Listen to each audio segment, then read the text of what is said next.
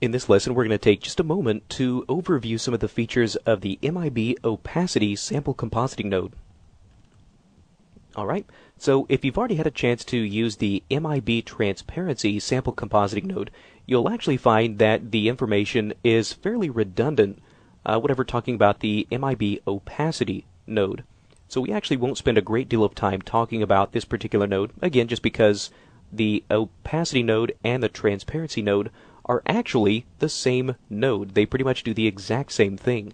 The only difference is that the attributes that control these are more or less flipped around.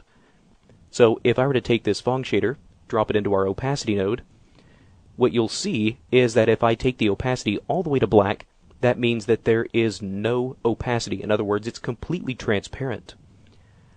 Likewise, if I were to go to the transparency node and drop it all the way to black, you'll see that this now treats it as having actually full opacity. There is no transparency. So you'll notice, again, that really these nodes are doing the exact same thing. The only difference is, for one, you're increasing the amount of transparency. For the other, you're simply increasing the amount of opacity, or the amount of solidity to this object.